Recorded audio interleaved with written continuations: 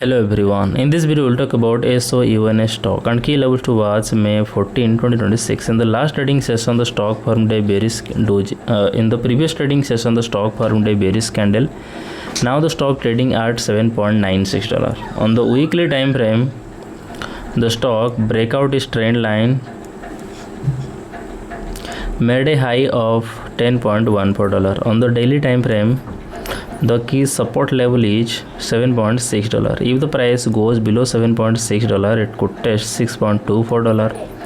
The key resistance level is $8.94. If the price breaks above $8.94 it could test $10.14. That's my view on SOUN stock today. If you found this helpful, please subscribe for more update. This video is for educational purposes only, not financial advice. Always do your own research before investing. Thanks for watching.